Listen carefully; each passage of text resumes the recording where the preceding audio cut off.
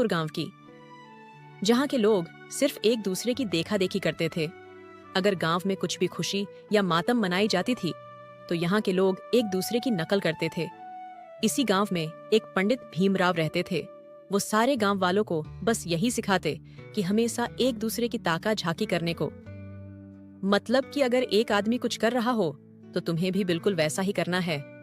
ऐसा सिखाने वाला पंडित तो मैंने आज तक नहीं देखी हूँ। अरे पंडित जी, आपको पता है, कल एक बाहर से हमारे गांव में आदमी आया था। उसने मुझसे पूछा कि भाई साहब मुझे मेन रोड जाना है, कैसे जाए? तो मैंने उनको क्या बोला पता है? मैंने उससे बोला कि भाई साहब आप तो अभी अभी इस गांव में घुसे हो और आपको रोड नहीं मिल रही है। मैं तो 4 दिन से रोड ही खोज रहा हूं। अब आप ही बताओ कि मैं कैसे बताऊं कि रोड कहां है। पंडित जी, मैंने ऐसा जैसे ही कहा, वो बेचारा मुंह फिराकर चला गया। मजा आ गया पंडित जी। शाबाश बेटा, तुम लोग मेरी ऐसे ही बात मानते रहो। तुम लोग एक दिन जरूर अच्छे गांव के लोग कहाओगे। और हाँ, गांव के लोग, मुझे कुछ महीने के लिए बाहर जाना है।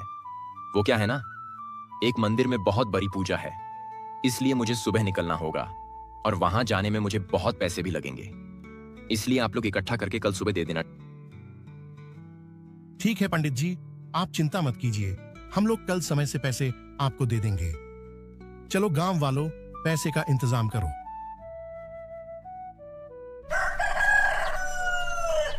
सुबह हो जाती है और गांव वाले पंडित को पैसे दे देते हैं और पंडित पैसे लेकर खुशी खुशी चले जाते हैं। पंडित गांव वालों को बेवकूफ बना बनाकर खूब पैसे ठगे। अब वो दूसरे गांव की तलाश चले जाते हैं।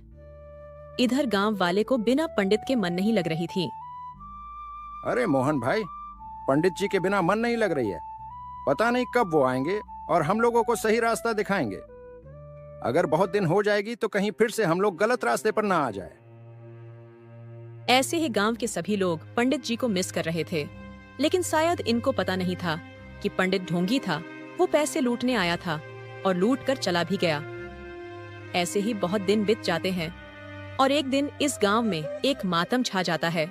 गांव के एक बूढ़े बाबा की मृत्यु हो जाती है और उनके परिवार वहां पर रो रहे होते हैं, लेकिन गांव के सभी लोग सिर्फ तमाशा देख रहे थे। कोई इनको चुप कराने आगे नहीं बढ़ते हैं। इनको लगता है कि एक आदमी आगे बढ़ेगा तभी वह भी जाएगा। सब लोग सिर्फ एक दूसरे की मुंह देख रहे थे। आखिर वो लोग अस्ता पस्ता कर लाश को खुद ही उठाकर जलाने ले आते हैं, लेकिन कोई गांव वालों लाश को छूने भी नहीं आते हैं। जब लाश जल रहा था तब भी वो लोग दूर से ही देख रहे थे। उनको लग रहा था कि पास जाएंगे तो छुआ जाएंगे। छुआछूत मानते थे ये लोग। हमारे समाज में भी कुछ ऐसा ही होता है। अगर एक के घर में मातम हो जाए तो वही सब लोग छुआछूत मानने लगते हैं। अरे माँ, ये कैसा जमाना आ गया है कि अब किसी के घर में मातम आ जाता है तो कोई साथ नहीं देता है। देखो ना, बाबूजी की स्वर्गवास हुई तो कोई गांव वालों हम लोगों की मदद नहीं की। ये कैसा जमाना आ गया है। कोई औरतें रोने भी नहीं आए, सिर्फ दूर से ही दिलासा दे रहे हैं कि रो मत सुषमा, सबके घर में ऐसा होता है। वो लोग दिलासा दे रहे थे कि मजाक उड़ा रहे थे। हाँ बेटी, जुग जमाना बहुत खराब हो गया है। आजकल के लोग बहुत ही स्टैंडर्ड हो गए हैं। देखा नहीं तुमने, जब हम लोग रो रहे थे तो कैसे सब लोग मुंह देख रहे थे, जैसे कि कभी मातम देखा ही नहीं। एक जमाना था कि कोई इंसान की मौत होती थी तो पूरे गांव के लोग एकजुट होकर उसका साथ देते हैं। जिनके यहाँ मौत होती है उनको एक काम भी नहीं करने देते थे पहले के जमाने के लोग। लेकिन आज के लोगों को देखो, कितना बेशरम हो गया है। अरे राजू, कल उधर एक मंगरू चाचा की स्वर्गवास हो गई है। अब से तुम उधर मत जाना, क्योंकि तुम्हारा उधर जाना बहुत लगा रहता है। इसलिए तुम्हें मना कर रहा हूँ, नहीं तो मैं तुम्हारे यहाँ जो उठता बैठता हूँ ना, वो भी बंद कर दूंगा। अरे नहीं नहीं भोला भैया, आप कैसी बातें कर रहे हो? आपकी बात मैं कैसे मना कर सकता हूँ? ठीक है, मैं नहीं जाऊंगा। 12 दिन खेत में नहीं जाऊंगा तो क्या हो जाएगा? हाँ, 12 दिन अपने खेत को भूल जाओ, क्योंकि तुम्हारा खेत उसी तरफ पड़ता है जिस तरफ बूढ़े चाचा की मौत हुई है। अगर तुम उस तरफ जाओगे तो कभी ना कभी उन लोगों में ठेक ही जाओगे। इसलिए जाना मत। मैं रामू से कहकर तुम्हारा खेत जोतवा दूंगा। तो इस तरह गांव के लोग छुआछूत को मानते थे। जब तक सुषमा के यहाँ 12 दिन नहीं हो जाते हैं, तब तक गांव के कोई लोग उनके यहाँ जाना तो दूर की बात, उनके तरफ भी नहीं जाएंगे। ऐसे ही गांव वालों उनकी तरफ जाना बंद कर देते हैं। सुषमा और उसकी सास बेचारी मातम को अकेले ही मना रही थी। कोई गांव के लोग उनकी मदद करने के लिए नहीं जाते हैं। अरे गोलू के पापा, आप तो सुषमा के यहाँ हमेशा जाते थे ना, आज क्यों नहीं जा रहे हो? क्या हुआ, तुम भी मातम को लेकर परेशान हो? बेचारी को कोई मदद नहीं कर रहा है। मुझे तो बहुत दया आ रही है। सुनो ना जी, आप उसके यहाँ चले जाओ, मैं घर संभाल लेती हूँ। आखिर घर से एक इंसान को तो जाना ही होगा। हाँ उमा, मैं चला जाता, लेकिन वो क्या है ना, मैं सोच रहा था कि बगल के अगर पहले जाएंगे तो मैं भी चला जाता है। ऐसे अकेले जाना मुझे अच्छा नहीं लगता। ऐसे भी करने के समय कौन जाता है? मैं तो सिर्फ खाने के समय जाऊंगा, और वो भी 12 दिनों के बाद। मतलब आप नहीं जाएंगे? सब लाज लिहाज को मिट्टी में मिलाकर रख दिए हैं। आपको याद नहीं क्या कि जब आपके माँ का भी देहांत हुआ था तो ये लोग 12 दिन हमारे यहाँ रहकर हमारी मदद किए थे, और आज हमारी बारी है तो आप देखा देखी और छुआछूत मान रहे हैं। आपको शर्म आनी चाहिए। कैसी घटिया सोच है आपकी। बस करो उमा, मैं ये सब नहीं जानता। बस मैं जाऊंगा तो सिर्फ खाने टाइम, वरना ऐसे तो नहीं जाऊंगा, क्योंकि गांव के कोई लोग नहीं जा रहे हैं और मैं सिर्फ अकेला जाऊंगा तो मुझे कैसा लगेगा? औरतों के बीच में मर्दों का क्या काम? तुम्हें जाना हो तो जा सकती हो। हाँ, मैं तो जाऊंगी, और अब आऊंगी तो सिर्फ 12 दिन बाद। तब मैं देखती हूँ कि आप कैसे अकेले चूल्हा फूक फूक कर खाना बनाते हो। इतना उमा कहती है और सुषमा के यहाँ जाने लगती है। चलो, अब तो सुषमा को थोड़ा अच्छा लगेगा। उसे ये लगेगा कि कम से कम एक तो साथ निभाने आई। पूरे गांव में सिर्फ एक उमा ही सुषमा का साथ देने के लिए तैयार हुई। बाकी सब के सब अपने घर में बैठे रहे। ऐसे ही कुछ दिन बीत जाता है और सुरेश को अब परेशानियां झेलनी पड़ती हैं। खाना बनाना कितना कठिन काम है, आज सुरेश को मालूम चल गया था। इसीलिए दोस्तों, अपनी पत्नी से कभी भी झगड़ा मत कीजिएगा, वरना सुरेश का जो हाल हुआ है वो आपके साथ भी हो सकता है। क्योंकि झगड़ा करने में सिर्फ लड़कों का ही नुकसान होता है, जैसा कि सुरेश के साथ हो रहा है। सुरेश को खाना बनाना नहीं आता था। हे भगवान, खाना बनाना कितना कठिन काम है, आज मुझे पता चला है। ना बाबा ना, आज के बाद पत्नी से झगड़ा नहीं करूंगा, नहीं तो खाना भी ढंग से नहीं मिलेगा। अरे यह क्या, सब्जी जल गई। सुरेश को बिना हल्दी वाला सब्जी बनाने में भी कठिनाइयां हो रही थीं और बोलने के चक्कर में सब्जी भी जला देता है। सुरेश आज से पहले कभी जले हुए सब्जी और सूखी रोटी नहीं खाया था, लेकिन पत्नी से झगड़ा करने की वजह से उसे ऐसा खाना खाना पड़ता है। दोस्तों, अगर पत्नी से झगड़ा करो तो कम से कम खाना बनाना जरूर सीख लेना, वरना देख रहे हो क्या हो रहा है। सुरेश आज बहुत दुखी था। उसे ऐसा खाना खाना मजबूरी बन चुका था। मजबूरन उसे 12 दिन ऐसा ही खाना खाना पड़ेगा। सुरेश उदास मन से पैर के नीचे बैठा रहता है। इतने में वहां उसका बगल का दोस्त बिरजू आ जाता है और सुरेश का उदासी मन देखकर कहता है, अरे सुरेश, क्या हुआ, तुम उदास बैठे हो? सब ठीक है ना? ऐसे उदास क्यों बैठे हो? कुछ तो बोलो। लग रहा है कि तुम्हारे यहाँ ही मातम छाया है, मरा है सुषमा के यहाँ और उदास तुम बैठे हो, क्या हुआ? अरे बिरजू, शुभ शुभ बोलो। मेरे यहाँ मातम क्यों छाएगा तुम्हारा?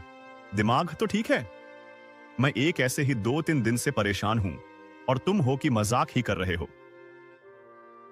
अरे क्या हुआ भाई, बताओ तो सही, आखिर तुम परेशान क्यों हो? क्या बताए बिरजू, सुषमा के यहाँ थोड़ी सी मातम क्या छा गई कि मुझे खाना भी अच्छे से नहीं मिल रहा है। एक तो बिना हल्दी वाला खाना खाने का मन नहीं करता है, और तो और मेरी पत्नी भी उस सुषमा के यहाँ चली गई। अब मुझे ही खाना बनाना पड़ रहा है। मैं आज तक कभी खाना नहीं बनाया हूं, तो आज कैसे बना लूं? बनाने का कोशिश किया तो सब्जी ही जल गया। अच्छा, तो ये है तुम्हारा उदासी का राज। तुम चिंता मत करो सुरेश, सबसे तुम जितने दिन बाकी है सुषमा के यहाँ काम होने का, उतना दिन तुम मरे यहाँ खा लेना। क्योंकि मेरी माँ का भी बहुत जोर की तबीयत खराब है, मुझे नहीं लगता कि वो बचेगी। इसलिए अगर आज मैं तुम्हारी मदद करूंगा तभी ना, आगे तुम भी मेरी मदद करोगे। अरे ये तो बहुत चालाक है। इसके माँ अभी मरी भी नहीं और ये अपने खाने पीने का सट्टा बुक मेरे यहां कर रहा है। नहीं नहीं, मैं इसको अपने यहां खाना नहीं खिलाऊंगा।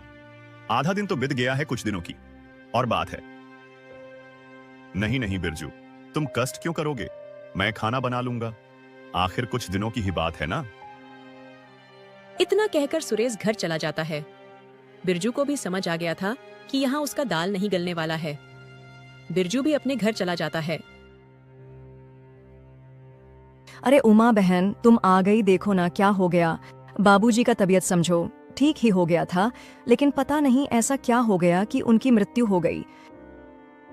अरे क्या करोगी सुषमा दीदी, भगवान के आगे किसका चला है? वो ही तो सबका मालिक है। जैसे नचाएंगे वैसे हम लोगों को नाचना है। भगवान पर विश्वास रखो, वो जो करेंगे अच्छे के लिए करेंगे। अब बस तुम आने वाले समय का इंतजार करो। गांव में एक मातम हुई कि सारे लोग एक दूसरे से शिकायत करना शुरू कर दिए। समाज में इसका ही सबसे ज्यादा बढ़ावा होता है। कोई इंसान का मौत हो गया तो समझो कि चारों तरफ खुशी ही खुशी हो जाती है। अरे मंगरू चाचा, कुछ दिनों में तो भोज खाने का समय आने वाला है। क्या विचार है आपका? बहुत दिनों से ऐसे पल ढूंढ रहा था कि कब किसी का देहांत हो और भोज खाने को मिले।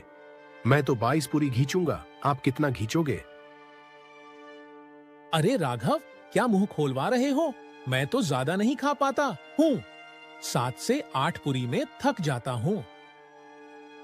अरे राघव, तुम तो 20 पूरी ही खाओगे। मैं तो उस दिन अपने घर पर खाना भी नहीं खाऊंगा, क्योंकि जब रात में भोज खाने जाऊंगा तो ऐसे तुमसे ज्यादा खाऊंगा, 30 पूरी तक ठेका दूंगा। दोस्तों, हमारे समाज में भी कुछ ऐसे ही होता है। अगर हमारे यहाँ किसी का देहांत हो जाता है तो अगल बगल के लोग बहुत खुश होते हैं, क्योंकि उनको एक दिन भोज खाने का मौका मिलता है। धीरे धीरे हमारे समाज से प्यार दूर चला जा रहा है और नफरत करीब आती जा रही है। पता नहीं कब ये खत्म होगी या और बढ़ ही जाएगी। समय बीतता चला जाता है और सुषमा का काम अच्छे से हो जाता है। ये सारे गांव वाले सुषमा के यहाँ सिर्फ और सिर्फ खाने टाइम गए थे। जब करने का समय था तब सब गांव वाले घर में छुपे थे और जैसे ही शाम हुई, पूरी तोड़ने की बारी आई तो सारे गांव के लोग सुषमा का दरवाजा अघोरे रहे। ये होते हैं समाज के लोग। ऐसे दुनिया चलती है, सिर्फ अपने बारे में सोचते हैं। ऐसे समाज से तो अच्छा है बिना समाज के रहे। ऐसे ही कुछ दिन चलता है और एक दिन गांव में एक नया पुजारी आते हैं। अरे बालक लोग, मैं बहुत दूर से आ रहा हूँ, मुझे कोई पानी पिला दो। और हाँ, कुछ खाने को मिल जाए तो मेरा तो मन ही संतुष्ट हो जाएगा। अरे बाबा, आप यहाँ पैर के नीचे बैठो, अभी कोई ना कोई पानी और खाने को ले आएंगे। अरे राजू, तुम मुंह क्या देख रहे हो? जाओ और अपने यहाँ से पानी और कुछ खाने को ले आओ। अरे बिरजू भैया, ये आप कैसी बातें कर रहे हो? मेरे यहाँ खाना पानी नहीं है। गांव में मैं ही एक हूं क्या जो आप मुझे ही बोल रहे हो? ये बाबा न जाने कहां से आए हैं, और अगर कुछ जोग टोन कर दिए तो? नहीं नहीं, मुझे माफ करो बाबा, मेरे यहाँ खाने को कुछ नहीं है। ऐसे ही गांव के सभी लोग अपना अपना सिर नीचे झुका लेते हैं। इतने बड़े गांव और एक बाहर से आए पुजारी को कोई पानी तक नहीं देता है। ये देखिए समाज के लोग कैसे हैं। जो पंडित बेवकूफ बना रहे थे, पैसा लूट रहे थे, उनको तो अपना सर पर चढ़ाकर रखे थे। और ये पुजारी देखने में कितना सीधा और दयालु है, और ये गांव वाले इनको दुत्कार कर गांव से भगा देते हैं।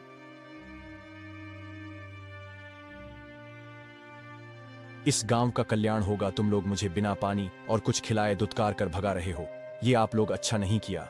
मैं इस गांव का भला करने आया था, लेकिन ये गांव तो खुद ही अभिशाप है। इस गांव का भविष्य मैं देख रहा हूँ। ये गांव अंधकार की ओर बढ़ रहा है।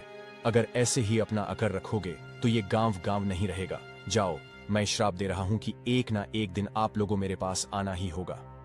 सुषमा बाबा को पहचान जाती है।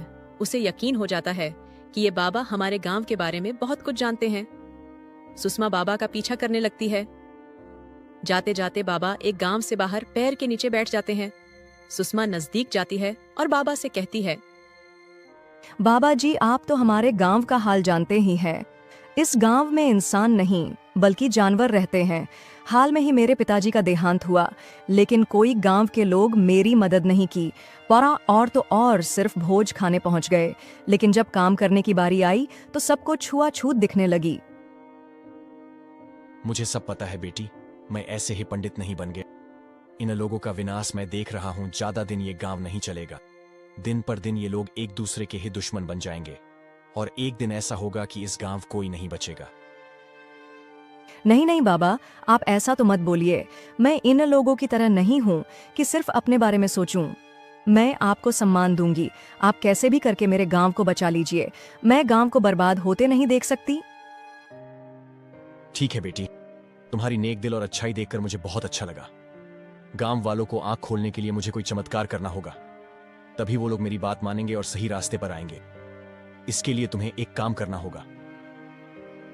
आप बस काम बताइए बाबा, दत्त मैं करने के लिए तैयार हूँ। देखो, तुम्हें गांव जाना है और किसी एक को ये जड़ी बूटी खिला। इससे क्या होगा कि जो इंसान ये जड़ी बूटी खाएगा उसे थोड़ी तबीयत खराब हो जाएगी और उस वक्त मैं वहां आऊंगा और उस इंसान को बचा लूंगा, क्योंकि कुछ अच्छा काम मरने के लिए थोड़ा बुरा करना पड़ता है। ये लो और जाओ, किसी को खिला दो। बाबा कुछ होगा तो नहीं ना? अगर कुछ हो गया तो? कुछ नहीं होगा, मैं हूं ना। मैं तुमसे वादा करता हूं कि मैं कुछ नहीं होने दूंगा। देखो, तुम डरो मत, मुझ पर विश्वास रखो। कुछ पाने के लिए कुछ खोना पड़ता है। ठीक है बाबा, मैं जाती हूँ और किसी गांव के लोगों को नहीं बल्कि अपने ही माँ को खिला देती हूँ, क्योंकि गांव के लोग तो खाएंगे नहीं ना। ठीक है बेटी, जाओ। सुषमा हाथ में जारी बूटी लेती है और अपने घर की ओर जाने लगती है। घर पहुंचते ही जारी बूटी एक ग्लास में निचोड़ लेती है और अपने सांस को बिना बताए ही उसे पिला देती है। सुषमा को पता चल गया था कि अब उनका तबीयत खराब होने वाला है, इसलिए सुषमा उन्हें गांव के बीचों बीच चबूतरे पर ले जाती है ताकि तबीयत खराब हो तो गांव वालों के सामने और वो बाबा अपना चमत्कार दिखाए तो गांव वालों के सामने, ताकि उन्हें बाबा पर यकीन हो जाए और उनकी बात मानने लगे। इतने में सुषमा की सास को चक्कर आने लगती है और वो वहीं पर गिर जाती है। सुषमा बैठकर रोने का नाटक करने लगती है। इतने में वो बाबा आ जाते हैं और गांव वालों से कहने लगते हैं, देखा गांव वालों, मैंने जो बोला था वो सत्य हो रहा है। ये तो कुछ नहीं है, धीरे धीरे देखना, सारे लोग ऐसे ही मरोगे। अब ये बूढ़ी मां नहीं बचेगी। तुम लोगों की गलती और समाज की सोच के कारण इनकी मौत हो रही है। नहीं बाबा, आप ऐसा मत बोलिए। अब इस दुनिया में मेरी कोई नहीं है। आप कैसे भी करके मेरी सास को बचा लो बाबा। मैं अपने माँ के बिना नहीं रहूंगी। देखो, मैं इन्हें तो बचा लूंगा, लेकिन गांव वालों आपको कौन बचाएगा? बाबा इतना कहकर वो अपना हाथ सुषमा के सांस के सिर पर रखते हैं और कुछ मंत्र बुदबुदाते हैं। थोड़ी देर में सुषमा की सांस उठकर बैठ जाती है। इतना गांव वालों बाबा का शक्ति देखते हैं तो उनकी आंखें खुली की खुली रह जाती है और सारे गांव वाले बाबा से कहने लगते हैं, बाबा की जय हो, बाबा की जय हो। बाबा, आप हम गांव वालों माफ कर दीजिए। हम लोगों ने आपको पहचानने में बहुत